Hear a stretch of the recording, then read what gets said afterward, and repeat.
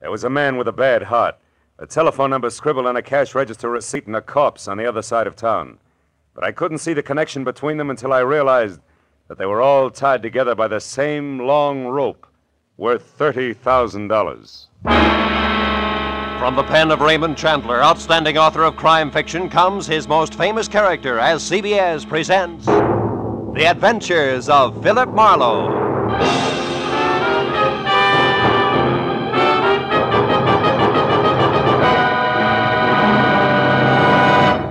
And now, with Gerlad Mohr, starred as Philip Marlowe, we bring you tonight's exciting story, The Long Rope.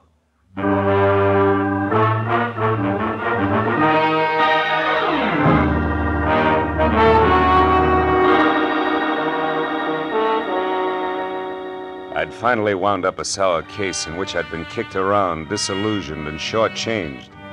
And in my book, a routine like that calls for relaxation. So I'd spent the morning sleeping and the afternoon in a Turkish bath, being worked over on the table by Nick Takalakis, a non-talking masseur who untied knots in more muscles than I thought I had. He was trying to tear loose my Achilles tendon when the phone rang. It was for me. Nick wouldn't let me up, so I took it lying down. Yeah? Marlowe speaking? My name is Sidney Vanetta, Mr. Marlowe. I've tried all afternoon to reach you. Oh? Nick, what can I do for you, Mr. Vanetta? I've already made your reservation with American Airlines.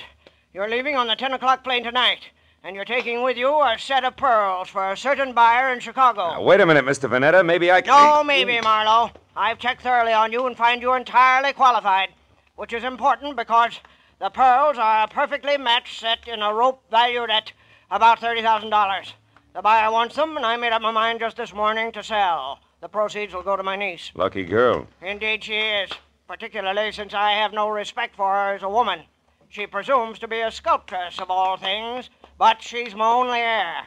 I'm selling the pearls simply because I know she would, and I can get more for them. Yeah, Hey, Nick, wait a minute, will you? Why all the hurry, Mr. Vanetta? First, the buyer is leaving Chicago tomorrow. Second, my heart may fail me at any moment.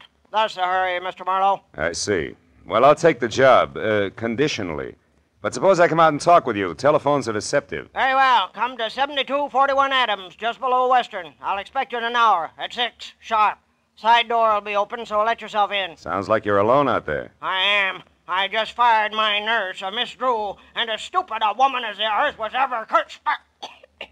But I shouldn't get excited about it. I've engaged a new one, due here at 5:30, but who will no doubt be late. So as I say, Marlowe, when you get here, just let yourself in. Goodbye. Goodbye. Well, Nick, you better hurry it up. I gotta see a man about a rope worth 30 grand. Yeah, that's right. A rope worth $30,000.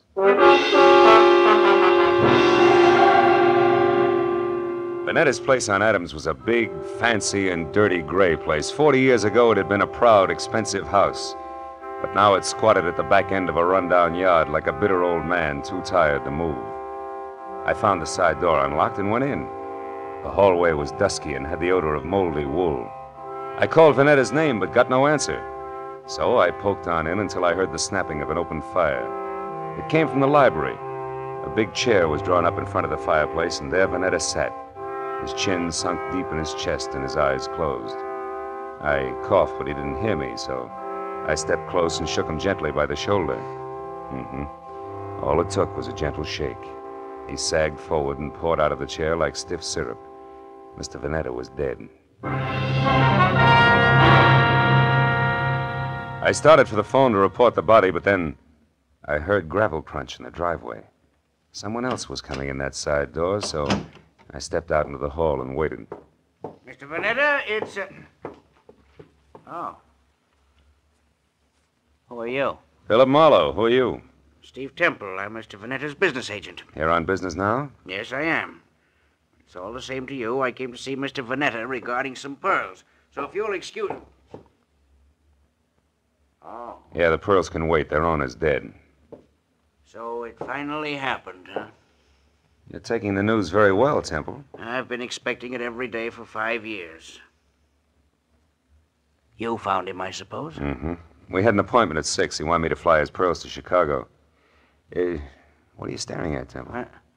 Why, there's a bottle of medicine here. What about it? For years, he's kept this stuff beside him in case of an attack. Yet, when he actually needed it, it was over here on the sideboard out of his reach. Ironic, isn't it? Very. He fired Miss Drew, his old nurse, today and didn't expect the new one until 5:30. Say, do you happen to know her name? No one. You mean he's engaged a new nurse? That's right. She's an hour late already. Yeah. Well, for once, that doesn't matter to Mr. Vanetta. Say, Temple, are you acquainted with his niece? Vivian Russell? Mm-hmm. Of course. She's a sculptress. There's a studio out on Fountain, near Bronson, I believe. She was to get the proceeds from the pearls. Well, I assumed that, although nothing was ever said. She's his only heir. Where would those pearls be now? I kept them in a wall safe behind that picture there. Consistently against my advice. Yeah, sure. Opens with a key. Where would that be? Well, he carried it with him on his watch chain. Why? Hey, what are you going to do? I'll take a look at the pearls and then have them impounded. Yeah, this must be the key. Now, let's open it up. It's there, that velvet case. As big as an overnight bag. Must be some string of beads. It is, Marlowe. Here, let me open it. There. Right. It's nothing but tissue paper. Yeah. It's not too surprising. While Temple called the police and tried to keep the details straight on a natural death and an unnatural theft, I went over the room again with a new viewpoint. All that turned up without an easy explanation was one, a cash register receipt for $1.34 with the phone number Republic 2809 penciled on the back, and two, the peculiar position of Mr. Vanetta's medicine bottle, which Temple had already noticed. I dropped the receipt in my pocket and told Temple to wait for the law. He gave me his home address and phone number, and I promised to check in with him later and left. The first stop was a phone booth where I dug into the nurses' registries and hit pay dirt on the fourth call. Miss Drew? Yes, we have a Miss Drew. Is she the one who worked for Mr. Sidney Vanetta but was fired this afternoon? That's his opinion. Actually, Miss Drew quit. All right, have it your way. Where can I get in touch with her? She's right here where she's been since 3 o'clock this afternoon. What is the nature of your business, sir? Never mind. You've already answered my question. But look, Mr. Vanetta hired another nurse to replace Miss Drew. Is the new girl one of yours? Absolutely not. Mr. Vanetta will never get another nurse from this registry or from any other that I know of. You're so right. He's utterly impossible to please in any way, and we're through trying. Goodbye. Well, Miss Drew was in the clear, and Vanetta began to focus as a pretty odd Johnny. But I was still trying to figure why the new nurse hadn't shown up when I reached for a cigarette and brought out the cash register receipt with the phone number on the back. So I tried it. Republic 2809. It rang, but nothing happened. I got in my car then and drove up to Hollywood and out Fountain to Bronson, where the only Vanetta heir, Miss Vivian Russell, had a studio. It was a converted double garage with a lot of north windows, so her new close-to-the-ground Hudson sat outside in the driveway. The adjoining four-room apartment looked cozy enough, if you liked wading through chunks of marble and eating off of last week's newspaper. Yeah, I was braced for a dowdy Amazon with broken fingernails as I rang the bell. That's why the dainty 118 pounds of taboo-scented blonde, who was clad in 10 chartreuse yards of whispering silk cut like lounging pajamas, caught me as flat-footed as a duck when she opened the door. Hi. Did you want something? Yes. Yeah.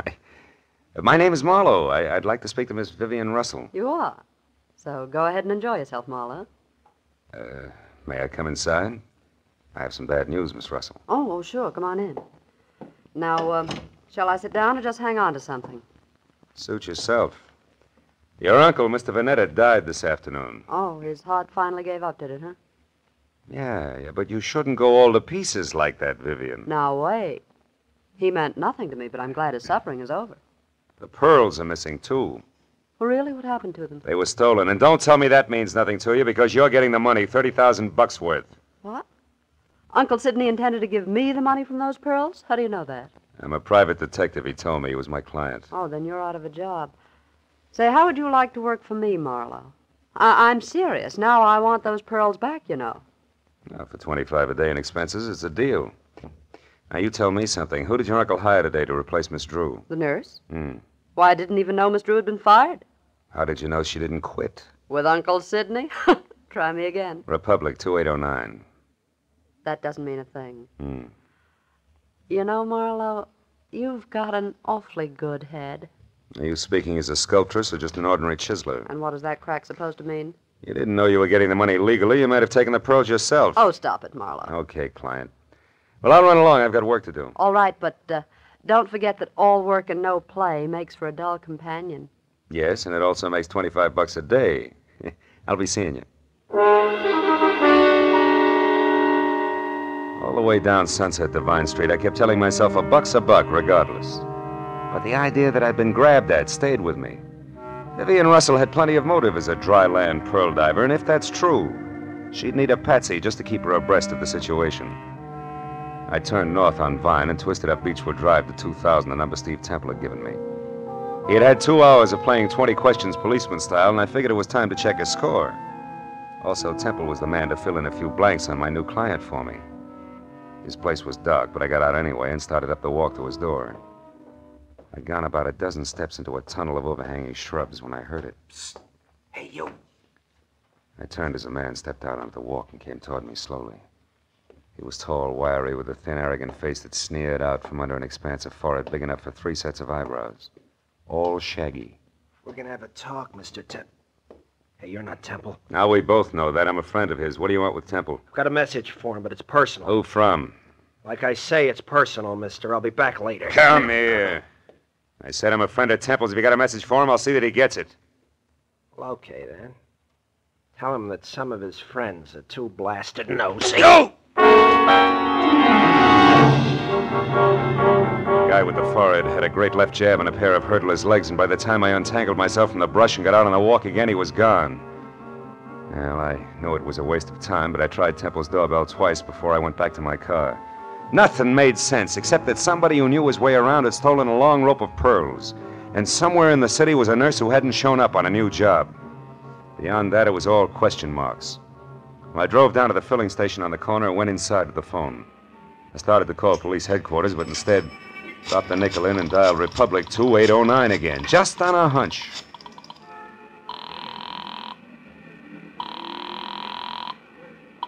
Lieutenant Ibarra speaking. Ibarra? I didn't dial you, Ibarra. What? This is Marlowe. Well, you got me anyway. Now, listen, Phil, I hear you're on that Vanetta case. Yeah. If it'll help you any, the coroner says definitely he died of a heart attack. No homicide involved. Thanks, Lieutenant. Hey, but look, where are you now? In a flat on the corner of Union and 59th Street. Why? Well, is that phone number there, Republic 2809? Well, that's a great piece of deduction. You just called it. Ibarra, listen, I found that number at Vanetta's place this afternoon. What's going on down There's a there? girl here named Betty Larson. Yeah, she's a nurse, right? No, wrong, Phil. She's a corpse. Before that, she was a waitress. Just a waitress. Somebody came to her door and killed her for no apparent reason whatsoever.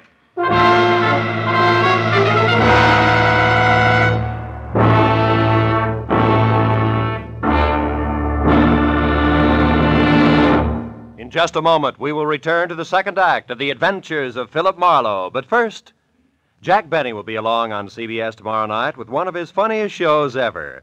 In addition to his regular hecklers, Dennis, Don, Phil, Mary, and Rochester, Claudette Colbert and Vincent Price will pay a call on Jack. And with Don Wilson still wanting a raise in pay, and with Jack still trying to starve him into talking terms, you're sure to find the situations full of the hilarity and fast-moving fun that have made CBS's Jack Benny Show the top-rating comedy of all. Yes, remember, CBS also means Catch Benny Sundays. Now, with our star, Gerlad Mohr, we return to the second act of Philip Marlowe and tonight's story, The Long Rope.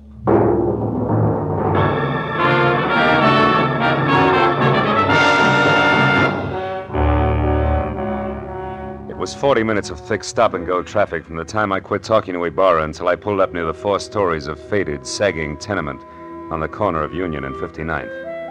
But even then, the crazy question that had been weaving in and out of my mind like a 2 a.m. drunk looking for the way to go home was still with me.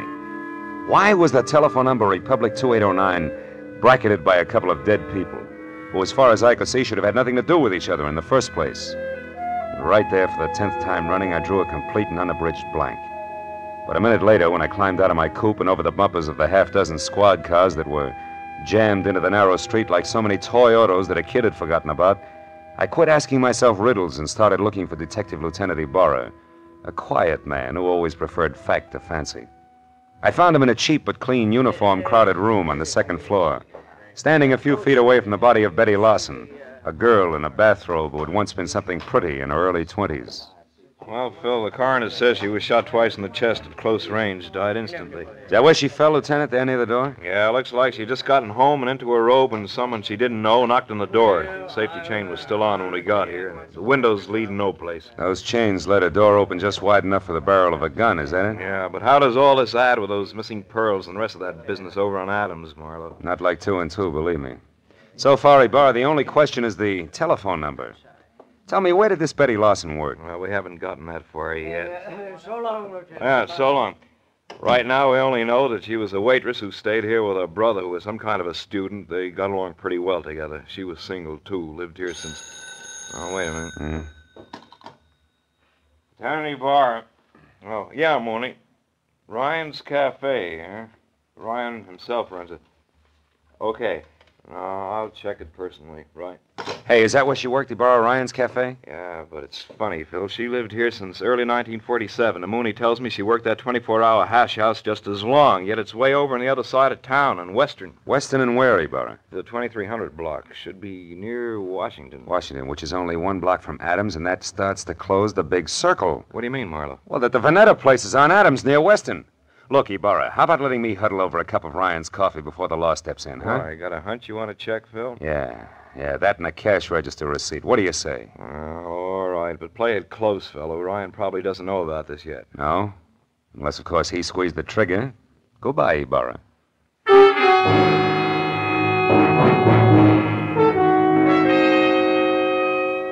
I was a half hour getting over to Ryan's Cafe on Western, which turned out to be a lot of steamed-over plate glass, bragging about a 40-cent hot roast beef sandwich in 2-foot-high white chalk letters. And inside, the motif was the same. Everything that Mr. Ryan sold was a bargain. I slid onto a shaky stool opposite a cash customer who was something dirty in a torn overcoat buried deep in a handicap of sheet and coffee. He looked up once, grinned no teeth at me, then hollered for Ryan in the kitchen, who said that he only had 2 hands and would be out in a minute. But before those 60 seconds ran out, I looked around, and over in a corner, in a collection of trash piled next to a broom, I saw a very welcome piece of paper. It was a brother of the cash register receipt that I'd found on Sidney Vanetta's desk, the one that had tied Betty Lawson's murder onto the rope of pearls. I turned back to the counter just as Ryan started toward me. He was a little bigger and a little better looking than the average ape, and on his right arm, under thick, coarse black hair that was long enough to braid, there was a tattoo of a dancing girl who, if Ryan ever shaved about his wrist, would freeze to death. What'll it be, mister? Coffee? Yeah, and a little information. You know Sidney Vanetta, Ryan? That screwball with a bum ticker over on Adams? Yeah, I know him. Why? What's up? His time on Earth, for one thing, he's dead. Too bad. Should have taken it easier. Cream? No, pearls. What'd you say? Nothing. Ryan, who brought that tray up to the Vanetta place this afternoon? I did. Sure it wasn't Betty Lawson? I'm positive. None of the girls would go near that place. Vanetta was hard to get along with. Now you tell me something. What are you, mister? Newshound, collection man, or cop? Getting warm, Ryan. I'm a private detective named Marlowe. I'm thrilled. Good night. Before I finish my coffee? Before I throw you out. I don't like too many questions. Not even easy ones, huh? Like who murdered Betty Lawson? Betty's dead? Yeah. Over in a flat on 59th Street, shot twice with a .32. When'd you last see her, Ryan? Why, a couple of hours ago when she quit for the night. Marlowe, the cops got any idea who did it? I don't know. Right now, they're looking for a boyfriend. You're crazy. Betty didn't have a boyfriend. Outside of you? Outside of me. So I'm going over to straighten them out now. Mitzi! Mitzi! Yeah? Get out here and take over. Okay. I gotta move fast. No, you don't, Ryan. Betty's dead, remember? Yeah, but whoever did it ain't. Now, don't try to stop me, Marlowe. You'll get hurt. Look, Ryan, why don't you play smart and... what's the use? Go on, start running. You won't get very far.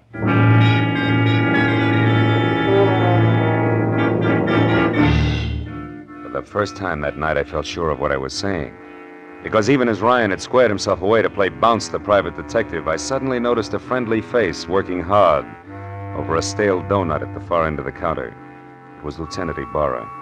And when Ryan tossed his apron aside, grabbed at his coat, and slammed out the front door, Ibarra turned and nodded at a short man nearby who was idly picking his teeth with the end of a book of matches. At that, the man dropped the matches into his pocket and left.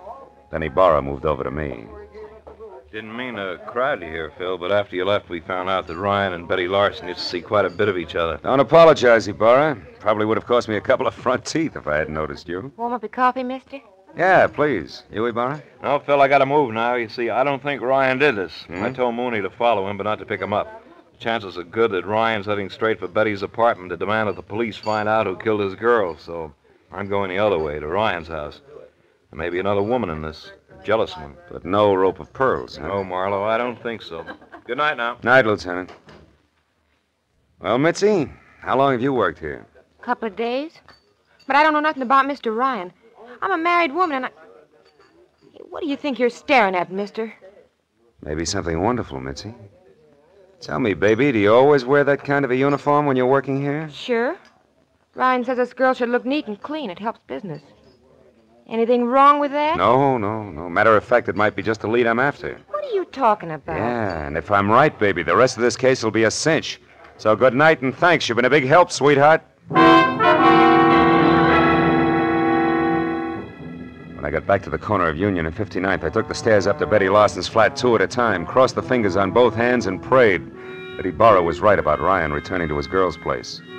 When I stepped into the room a second later, I knew that I'd never doubt the good lieutenant again because standing next to an open window and staring out at nothing was Ryan himself, numbed and red-eyed. I asked him one question. And although his answer was only a couple of words mumbled between trembling lips, it was all I had to know. Now everything. Betty Larson's murder, the death of Vanetta, the guy with the forehead and the missing pearls, the whole shebang was starting to fall together. Oh, come on, baby. Be home, please. Hello? Marlowe, Vivian. Look, honey, I want you to do me a favor. Get hold of Steve Temple and meet me over at your uncle's place on Adams as soon as possible. I need your help. Goodbye.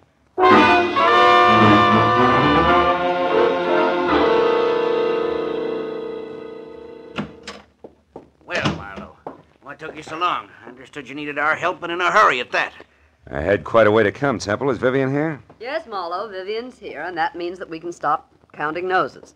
Now, why do you need our help? Catch someone who stole once and murdered twice? Murdered twice? That's right. You know, it's my guess that whoever stole that rope of pearls also moved Vanetta's medicine out of reach when his heart started skipping beats. Can you prove that? No, I can't, but it doesn't matter, really, because the guilty one also killed a party named Larson. And when you pay for one, Vivian, you've paid for them all. I don't follow you, Marlowe. Who are you talking about? I'm not sure, but this much is certain. Vanetta called me at 5. When I got here at 6, he was already dead and the pearls were gone. Now, I figure that whoever took them argued with him first, which makes that person, 1, somebody who knew Vanetta, and 2, responsible for the old man's death. Then the new nurse couldn't possibly have been the one who stole the pearls. No, but the new nurse could have been the one who overheard everything while standing right here. Haven't you been able to find this nurse? No, not yet. But sooner or later, honey, I'm sure we'll catch up to him. Him? Yes, Temple, I said him. Nurse Larson is a male with a lot of forehead and few ethics. The person you killed was a Sister Betty, a waitress. And don't move, Temple, or I'll be glad that I was forced to put holes in you. Temple's the one? He stole the rope of pearls? Yeah. But this Nurse Larson who saw him do it got in touch with him, right, Temple? It was filthy blackmail. But you were going to stop by a filthier murder, and you almost did. Because somehow or other you got the right room in the right house on Union and 59th, but the wrong party. Isn't that about it, Temple? Yes, Marlowe. That's about it. Oh, leave me alone, Temple. Now, Marlowe, you don't shoot me without going through Vivian first. Dear Vivian, Sidney's precious niece was going to have the pearls all to herself. Don't move, Marlowe. It'll cost Vivian her life if you do. I doubt that very much, Temple. Larson. That's right. Joe Larson, forehead and all. Now, you, Temple, step away from that girl or I'll tear you to pieces. No, Larson, no. Now, we can still do business like you said in that note you sent me. I'll split with you. Shut up. You forget 2 things, Temple. First, you tried to kill me. And second, you did kill my sister. Now, why don't you run for it? Or are you afraid? Which is it? Come on, Temple, talk. I am afraid. Well,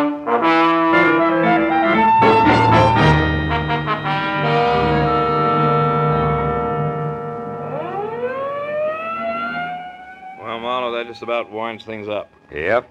Joe Lawson sent up for attempted extortion, and Temple... Sent up for good. Mm-hmm.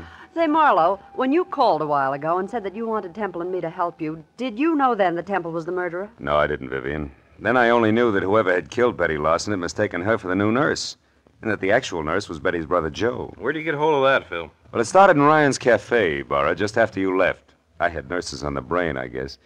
And when I took a good look at the waitress there, I suddenly realized that her white uniform, white shoes, and white cap could easily confuse a guy like Temple, who also had nurses on the brain. Well, I can see a killer making a mistake about appearances, all right, but I still don't understand how it is that the telephone number of my uncle's nurse turned out to be Betty's apartment. Because a nurse did live there, honey. Betty's brother was a medical student, part-time male nurse, and full-time bum. You see, Ryan, who brought food to Uncle Sidney, knew that he needed a new nurse, and he sold him on the idea of Joe Lawson, because he wanted his girlfriend's brother to have a job. Oh, I get it. Say, I know what I'm going to do with those pearls. Sell them? To the highest bidder. Oh, no, I'm going to break up that set. Break up the set. Yeah, I'd like very much to get a pair of earrings out of them. Oh, and for each of you, a set of cufflinks. Good night, gentlemen.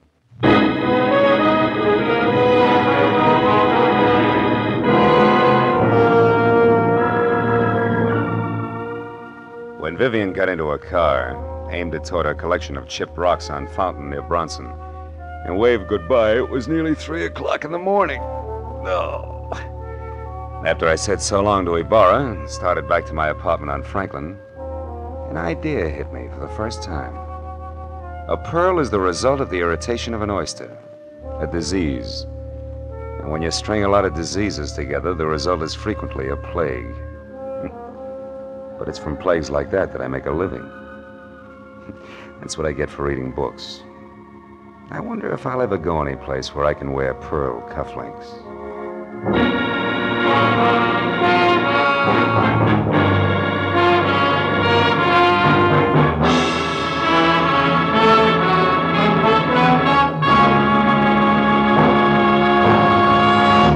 The Adventures of Philip Marlowe, created by Raymond Chandler, stars Gerlad Mohr and is produced and directed by Norman MacDonald. Script is by Mel Donnelly, Robert Mitchell, and Gene Levitt.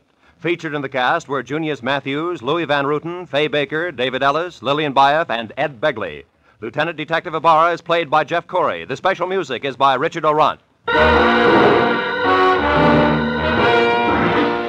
Be sure and be with us again next week when Philip Marlowe says... A corpse that wouldn't stay dead, a pistol with a silencer on it, and a fortune in a black satchel spelled death for the big city boys when they finally got together in lonesome Arizona. Population 802.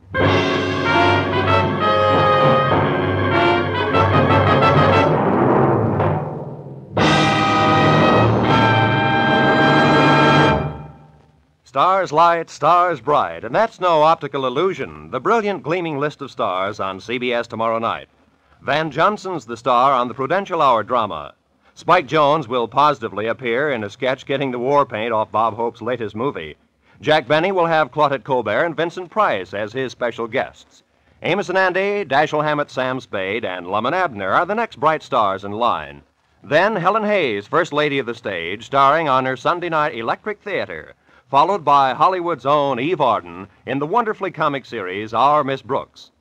In the next to closing, another bright comedy, Life with Luigi, and the whole star lineup, topped off by the world's most brilliant addlepates, the experts on It Pays to Be Ignorant. Jack Benny's program will come to you over all of these same stations, and the others in this vast array of stars will be heard over most of them. Top writers, top directors, and top stars of American show business come to you on CBS. Now, stay tuned for Gangbusters, which follows immediately. This is Roy Rowan speaking for CBS, the Columbia Broadcasting System.